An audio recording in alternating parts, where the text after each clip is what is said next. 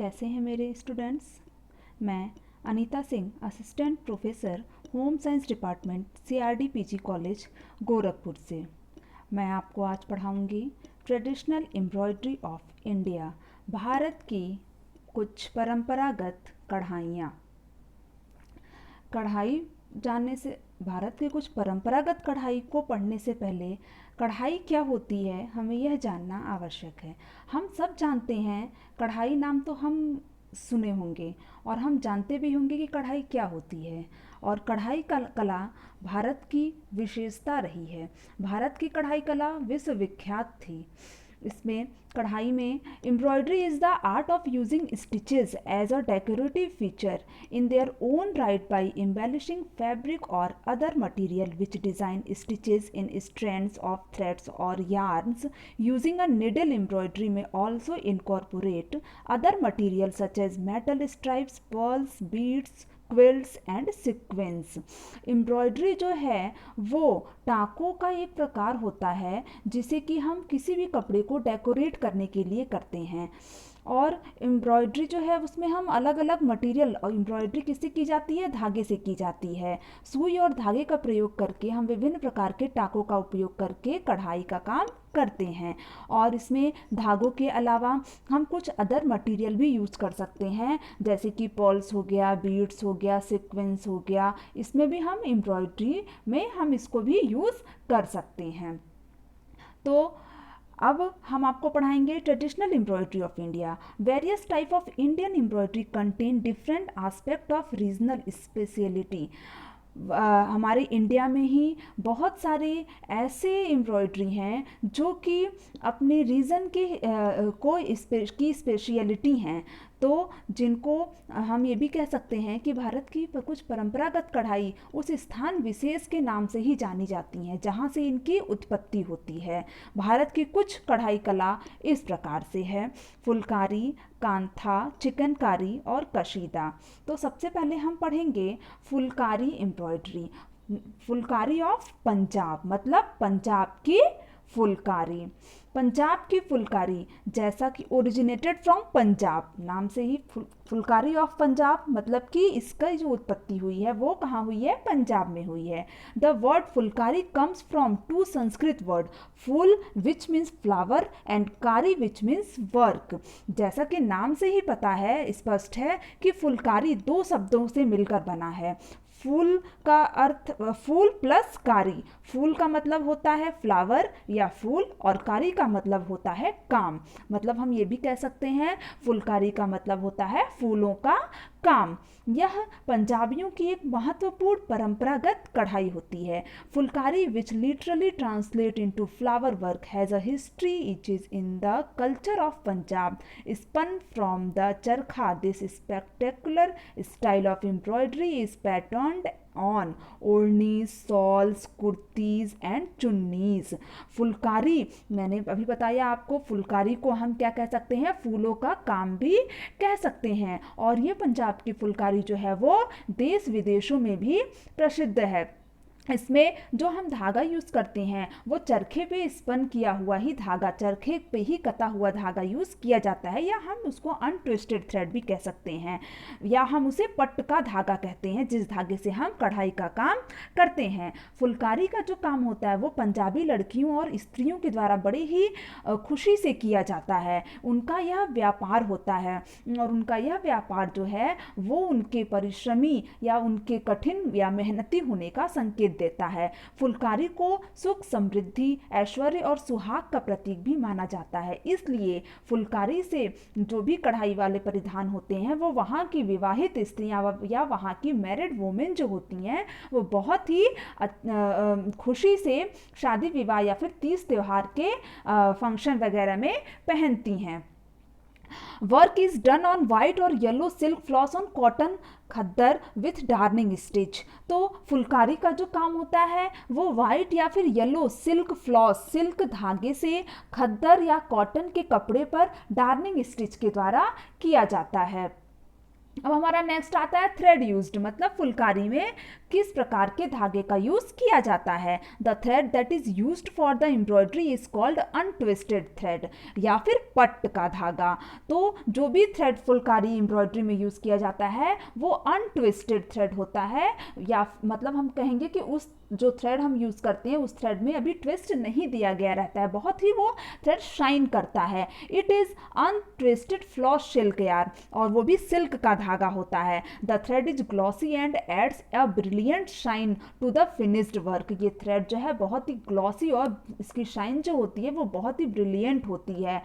Yellow, white, green, red and orange were the thread colours that were traditionally used. तो इसमें हम तो traditional colour जो use करते हैं धागे का वो yellow, white, green, red and orange, ये 5 कलर जो है वो हम परंपरागत रूप से फुलकारी एम्ब्रॉयडरी में धागे का कलर यूज़ करते हैं। अब हमारा नेक्स्ट आता है fabric used. Fabric used traditional fulkari embroidery was done on coarse cotton fabric called khaddar which is manually spun and naturally dyed। जो भी हम फुलकारी एम्ब्रॉयडरी में ट्रेडिशनली जो फैब्रिक यूज़ करते हैं वो हमारा क्या होता है, खद्दर का कपड़ा होता है। और ये खद्दर का कपड़ा जो है मैंने आपको पहले ही बताया था कि ये मैनुअली हाथों द्वारा खुद ही करगे पर स्पन किया हुआ होता है, और इसकी जो डाई होती है वो भी नेचुरल डाई या प्राकृतिक डाई होती है। Khaddar could be of 4 colour, white being given a mature women और widows, while red was associated with youth, black and blue color were kept for everyday worn shawls। तो ये जो खद्दर का कपड़े का जो कलर होता है वो भी कई चीज को डिपिक्ट करता है। जैसे 4 कलर होते हैं, वाइट कलर जो होता है, वाइट कलर के खद्दर के कपड़े पर जो भी एम्ब्रॉयडरी वाले यूज करती हैं वो विडो वुमेन यूज करती हैं, और या फिर मैच्योर वुमेन यूज करती हैं। जबकि रेड कलर के खद्दर के कपड़े पे हुई कढ़ाई को यूथ के द्वारा यूज किया जाता है, और ब्लैक और ब्लू कलर के कपड़े पर हुई कढ़ाई को हम एवरीडे अपने रोज के दिनों में हम शॉल के रूप में यूज कर सकते हैं। तो ये है खद्दर का कपड़ा। खद्दर का कपड़ा जो है वो हम रेड कलर का या फिर ब्लू या फिर ब्लैक या फिर वाइट यूज किया जा सकता है, लेकिन जो फुलकारी में ट्रेडिशनली यूज होता है वो रेड कलर का ही खद्दर का कपड़ा यूज होता है। अब हमारा नेक्स्ट आता है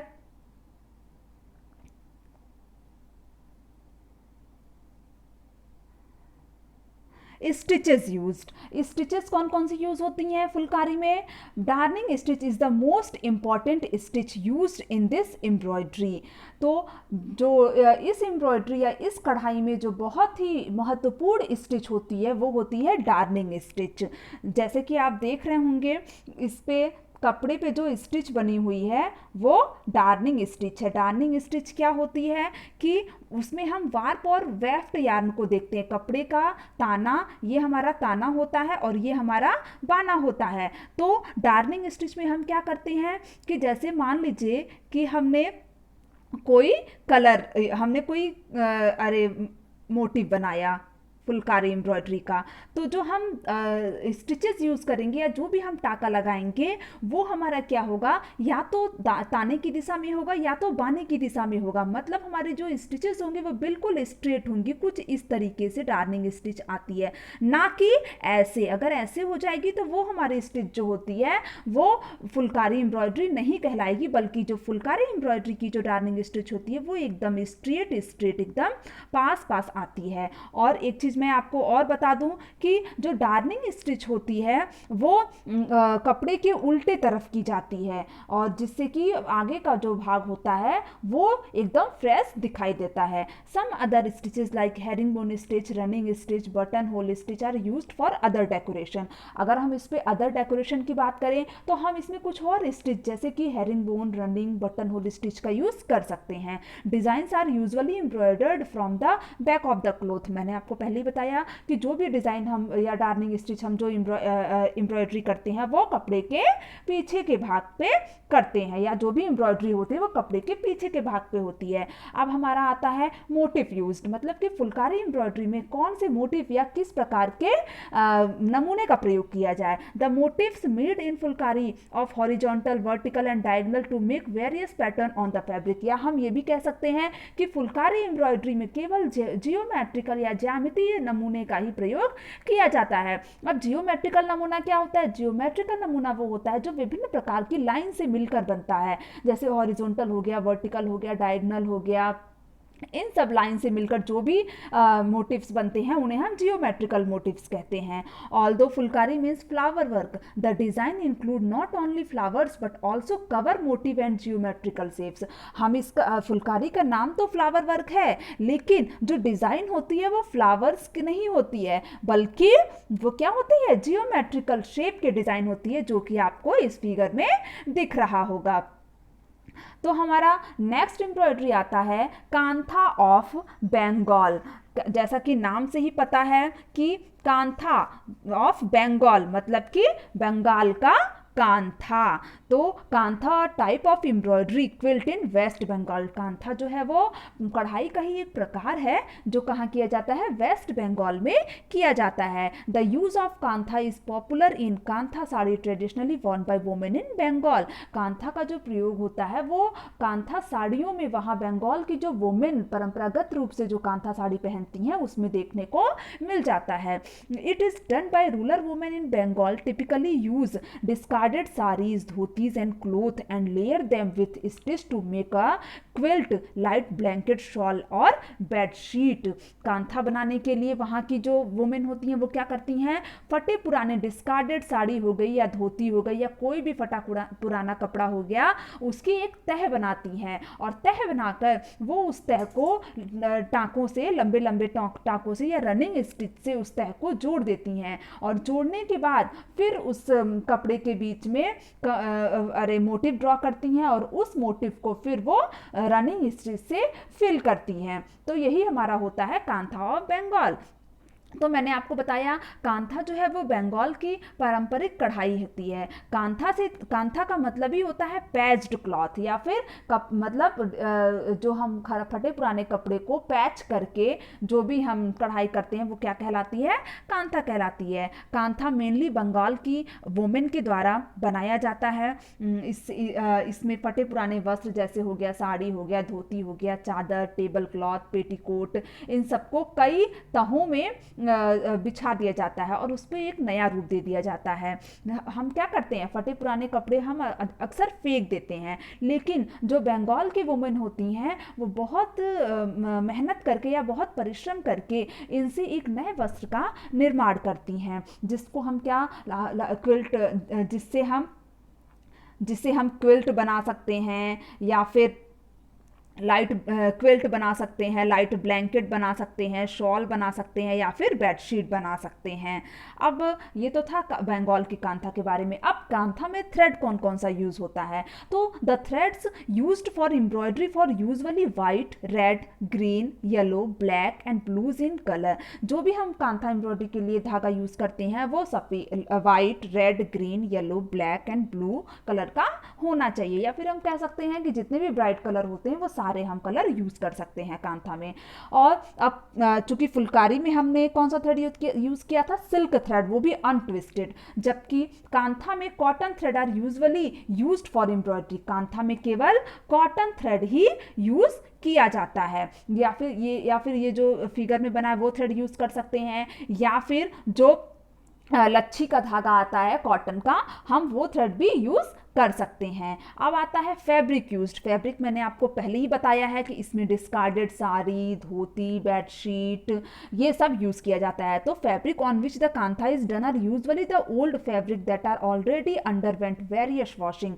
तो आपको दिख रहा होगा इस फिगर में जितने भी डिस्कार्डेड कपड़े हैं या फिर जितने भी हमारे यूज लायक कपड़े नहीं होते हैं उसको हम कांथा एम्ब्रॉयडरी में यूज करते हैं। अब आता है stitch use. Stitches used in kantha embroidery are running stitch, darning stitch, satin and loop stitch. Kantha embroidery में मेन जो स्टिच होती है वो रनिंग स्टिच होती है। रनिंग स्टिच से ही हम क्या करते हैं, कपड़ों को तह बनाकर उनको टाँकते हैं और फिर उस पर मोटिव ड्रॉ करके हम रनिंग, डार्निंग, सेटिन और लूप स्टिच का प्रयोग करके उस नमूने को हम भरते हैं। The kantha stem stitch is also use to outline of motifs. जब हमें मोटिव की या नमूने की आउटलाइन करनी होती है तो हम कहीं कहीं पे स्टेम स्टिच का प्रयोग कर सकते हैं। अब बात आती है मोटिव की कि कांथा में कौन कौन से मोटिव यूज होते हैं। Motifs used in kantha embroidery are human and animal figure, floral symbol which cover the surface from the corner. तो मोटिव कौन कौन से यूज होते हैं, एनिमल फिगर हो सकते हैं, ह्यूमन फिगर हो सकते हैं, फ्लावर्स के सिंबल हो सकते हैं,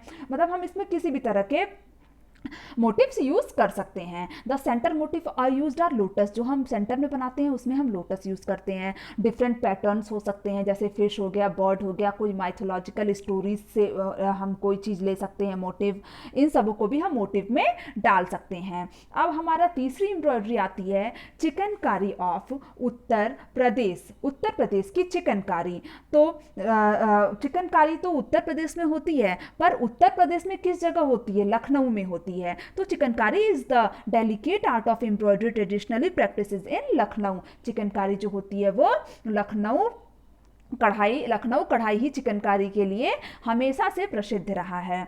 फिर it was traditionally done on cotton fabric which the design marked with wooden blocks in removal colour. इस पे हम क्या करते हैं, कॉटन फैब्रिक का यूज़ करते हैं, लेकिन जो इसमें हम डिज़ाइन ड्रॉ करते हैं वो वुडन ब्लॉक से डिज़ाइन ड्रॉ करते हैं। हम पहले ब्लॉक का प्रयोग करते हैं डिज़ाइन को ड्रॉ करने के लिए। जब हमें डिज़ाइन कपड़े पे ड्रॉ करना होता है तो हम एक ब्लॉक लेते हैं, उसमें कुछ रिमूवल कलर जो कि आसानी से छूट जाए बाद में वो कलर, उस कलर में ब्लॉक को डुबोते हैं और फिर कपड़े पर थप्पा मार देते हैं। फिर उसके बाद हम उस पर एम्ब्रॉयडरी का काम करते हैं। The embroidery is usually done on white fabric using white thread. Chikankari की यही खासियत होती है कि चिकनकारी जो होता है वो सफ़ेद कपड़े पर और सफ़ेद धागे से ही किया जाता है, इसलिए इसे हम शैडो इफेक्ट या शैडो वर्क भी कहते हैं। अब थ्रेड यूज्ड, चिकनकारी में थ्रेड जो होती है अर्लियर कच्चा धागा या रॉ थ्रेड यूज, सब पहले जो है वो कच्चा धागा यूज़ किया जाता था, या उसे हम कहते थे रॉ थ्रेड, या फिर मर्सराइज्ड थ्रेड जो अनमर्सराइज्ड होता था उस थ्रेड का यूज़ किया जाता था। This has been replaced with lachhi which are of better quality and are available in all colours. पर अब जो कच्चा धागा है वो लच्छी ने उसे रिप्लेस कर दिया है, मतलब अब जो है वो हम लच्छी के धागे, कॉटन धागे का ही प्रयोग करते हैं। Cotton thread is traditionally used to create the design pattern over the cloth. Cotton thread का ही हम परंपरागत रूप से यूज करते हैं कपड़े पर डिजाइन या पैटर्न को क्रिएट करने के लिए। अब आता है फैब्रिक। फैब्रिक मैंने आपको पहले ही बताया है कि इसमें जो है वो और बहुत ही कह दें, अगर हम कहें तो इसमें शिफॉन या फिर ऑर्गंडी का कपड़ा या फिर जॉर्जेट का कपड़ा ही ज़्यादा यूज़ किया जाता है। क्यों? क्योंकि जब इस पर कढ़ाई होगी तभी तो, जब हमारा कपड़ा जो है वो एकदम पतला होगा तभी जो है वो हमारी एम्ब्रॉयडरी जो है वो शैडो इफेक्ट देती है। तो the fabric on which chikankari is done is usually fine cotton, through blended fabrics like georgette are also been used since fine cotton is too fragile and does not last long. Types of fabric like cotton, silk, chiffon, crepe, georgette are used to the embroidery work. तो हम इसमें cotton, silk, chiffon, crepe, georgette are use कर सकते हैं, लेकिन जो एकदम traditionally जो यूज़ होती है वो या तो जॉर्जेट यूज़ होता है, या तो शिफॉन यूज़ होता है, या तो ऑर्गंडी का कपड़ा यूज़ होता है। अब हम आते हैं स्टिचेस यूज। चिकनकारी में कौन कौन से स्टिचेस? चिकनकारी में कई सारे स्टिचेस तो वही रहती हैं, पर इन स्टिचेस को अलग अलग नाम दे दिया गया है। जैसे कि पहली स्टिचेस है बखिया जो होती है वो हेरिंग बोन स्टिच होती है। हेरिंग बोन, कपड़े के उल्टे तरफ जो है हम हेरिंग बोन स्टिच करते हैं, जो कि कपड़े के सीधे तरफ हमें शैडो इफेक्ट प्रोड्यूस करता है। दूसरी स्टिच आती है टेपची। टेपची जो होती है वो रनिंग स्टिच होती है, इसे कपड़े के सीधे साइड पर करते हैं। तीसरी स्टिच होती है मुर्री। मुर्री जो होती है वो फ्रेंच नॉट की तरह होती है, और यह राइस या चावल के आकार के शेप का हम जब डिज़ाइन मोटिव भरते हैं तो उसके लिए यूज़ करते हैं। चौथी स्टिच होती है जाली। इट प्रोड्यूस जाली इफेक्ट। हम जो नेट का काम करते हैं, या फिर ये जो है नाम से ही पता है जाली, तो ये जाली इफेक्ट प्रोड्यूस करती है। फिर नेक्स्ट चीज होती है फंदा। फंदा जो होती है वो मुर्री का ही एक पार्ट होता है, सेम एज मुर्री, but the basic difference between मुर्री एंड फंदा इज दैट मुर्री is the rice shaped design while a फंदा इज मिलेट शेप। बस दोनों में डिफरेंस यही होता है कि मुर्री जो है वो राइस शेप डिजाइन को कवर करती है, जबकि फंदा जो है वो मिलेट शेप डिजाइन को कवर करता है। अब आता है मोटिव। मोटिव जो है इसमें जनरली या कॉमनली अगर हम बात करें तो इसमें फ्लावर्स और पेजले मोटिव्स यूज किए जाते हैं, जो कि आपको दिख रहा होगा, ये फ्लावर है और ये है पेजले मोटिव्स। पेजले मोटिव्स जो होता है वो कुछ आम की आकृति का कुछ इस तरीके का मोटिव होता है, तो यही मोटिव जो होता है वो चिकनकारी में यूज किया जाता है। अब हम आते हैं कशीदा ऑफ कश्मीर। कशीदा ऑफ कश्मीर, जैसा कि नाम से पता है कश्मीर की कशीदा। कश्मीर भी अपने प्राकृतिक सौंदर्य और आकर्षण के लिए पूरे विश्व में प्रसिद्ध है। इसे हम भारत धरती का स्वर्ग भी कहते हैं, या अर्थ, हेवन ऑफ अर्थ भी कहते हैं। कश्मीर की जो कढ़ाई होती है वो कशीदा कहलाती है। इसमें कढ़ाई का जो भी काम होता है वो मेन के द्वारा किया जाता है या पुरुषों के द्वारा किया जाता है। इसमें इसके नमूने में छोटी छोटी पहाड़ियाँ होती हैं, पर्वत होते हैं, नदियाँ होती हैं, झरने होते हैं, झील होते हैं, पशु पक्षी होते हैं, फूल होते हैं, पत्ती होते हैं, ये सब इसमें होते हैं। और इसमें हम सैटिन टाकों का यूज करते हैं भराई काम करने के लिए। तो it also known as kashida is one of the oldest form of embroidery that originated in Jammu Kashmir. तो ये कशीदा एम्ब्रॉयडरी जो है वो एम्ब्रॉयडरी का बहुत ही ओल्डेस्ट फॉर्म है, जो कि जम्मू और कश्मीर में और इसकी ओरिजिन हुई है। This embroidery is used on warmer fabric such as silk, wool and as well as home decor item such as rug, cushion cover and bedsheet. इस एम्ब्रॉयडरी का यूज हम ज़्यादातर गर्म कपड़े में करते हैं। क्यों? क्योंकि जम्मू कश्मीर में इतनी ठंड पड़ती है, तो वहाँ के आदमी जो है वो गर्म कपड़े पर ही इस एम्ब्रॉयडरी को उतारते हैं, जैसे कि वूल हो गया और सिल्क हो गया, या फिर हम कुछ होम डेकोर पे भी उतार सकते हैं, जैसे रग हो गया, कुशन कवर हो गया, या फिर बेडशीट हो गया।